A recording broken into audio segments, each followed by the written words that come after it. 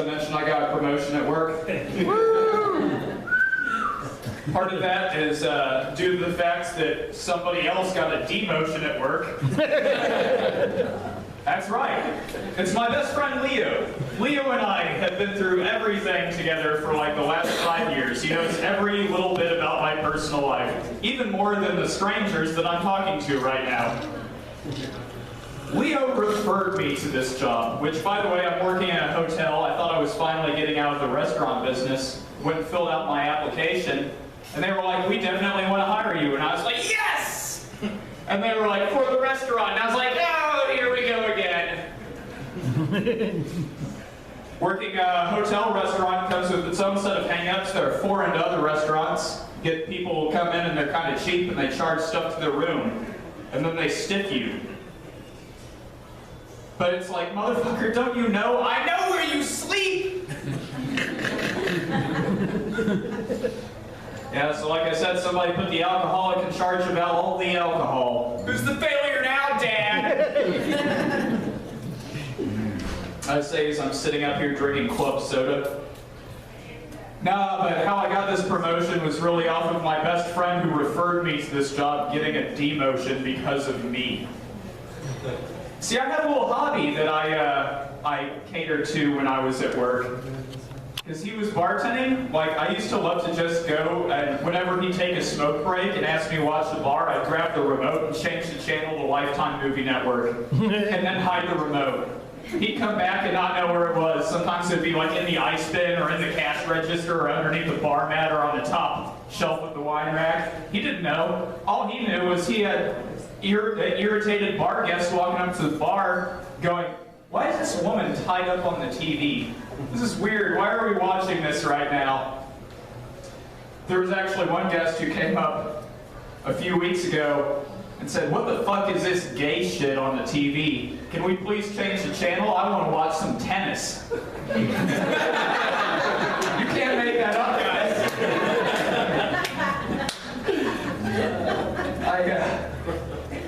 Federer's a beast, though. Federer's a beast. Nobody can watch like a top 10 Federer plays and say that's not a legitimate sport, at least if you're Federer. And Venus Williams, that's my future ex-wife, guys. I'm going to marry that woman, and then I'm going to get bench pressed by her. Bench pressed? Yeah, we'll go with that. And then I'm going to divorce her and take half her shit. And then you know what I'll yell at the top of my lungs from the highest peak? "Who's the failure now, Dad?" Guys, there's been a couple things perturbing me lately. Like the double standards in society. Have you ever noticed how if you're a chick who goes out and sleeps with a bunch of dudes, you're considered a slut? But if you're a guy who does it, you're considered a homosexual? That joke works because everybody expects me to say stud, and then I say homosexual, and all the studs get really butthurt. Speaking of, that's another thing I don't get really. Anal sex. Anal sex is never something I've been into. I'm kind of afraid of it. Because of a thing called anal prolapse. I don't know if you've ever heard about this, but anal prolapse is where you have tissue damage back there from rigorous lovemaking or hate making if you're in prison. In the worst cases of anal prolapse, your colon can just fall out of your rectum. Can you imagine that? You're just making sweet love to your lady friend or your guy friend, and all of a sudden this happens. What is that? It's a bad scene, guys. Back on the subject of Lifetime Movie Network, I got to thinking, you know, Lifetime and Oxygen, channels like that, they model themselves as television for women. They market themselves to women. What is the assertion here? That all women are like masochists? Auto-misogynists? Is that a term? Can we make that a term? Can we please call Webster up right now and get that put in the dictionary? I don't know about you guys, but every time I've ever flipped on Lifetime Movie Network, what the fuck do I see? Some woman getting kidnapped, beaten, raped, or murdered, or some combination of the above. I don't really think that's television for women or female empowerment. I think it's kind of fucked up, actually, and the way that they market themselves to women is done in the same unassuming, ironic way that Fox News markets itself to white trash. They don't have the best interests of their constituency in mind, yet they somehow still remain able to retain their viewership. I don't know how they do it, but I need to find out so I can get rich quick too, because this ain't working. Made $23 tonight. Woo! 15 of that is going towards paying my tab. 5 of that is going towards my gas. And 6 of that, well, that's just money for hard work, isn't it?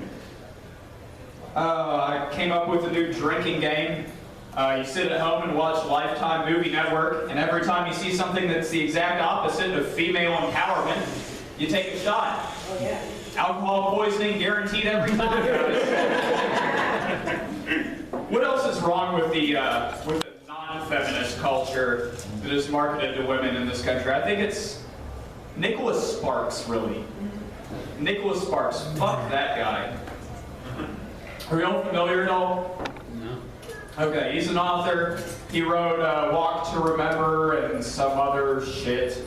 I had an ex-girlfriend who was like really into Nicholas Sparks books. And I'd come into the room sometime and she'd be watching one of his movies or reading one of his books and just sobbing hysterically. I'd be like, baby, what did I do now? She'd be like, it's not you, it's this book, it's so sad. And I'd be like, why the fuck are you reading it then? Nicholas Sparks, guys, has made his millions off of making women cry, but not the same way Charles Bukowski did it, you know, by hitting them and then writing about how he fucked them.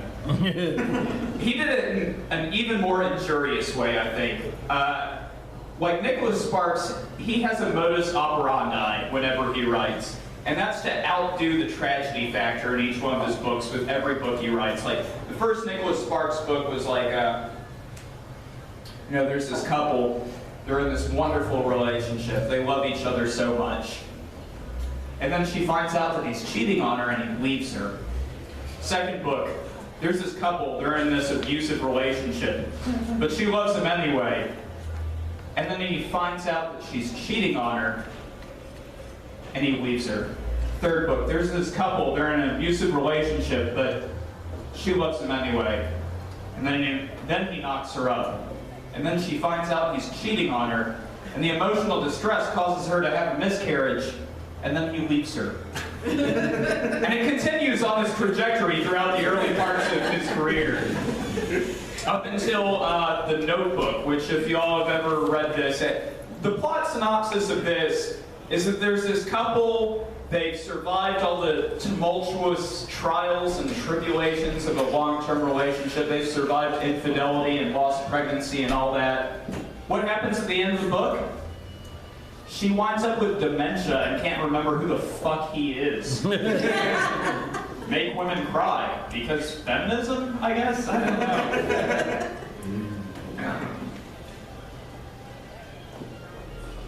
I'm not pleased with my cell phone service.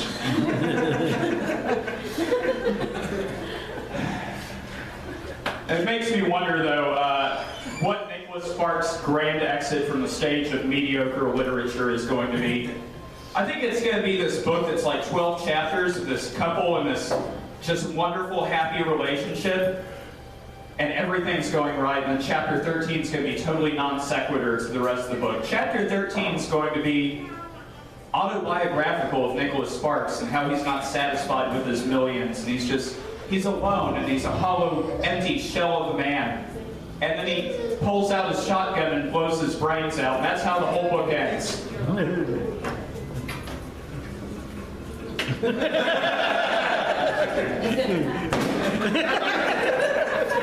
I'm not pleased with my cell phone service.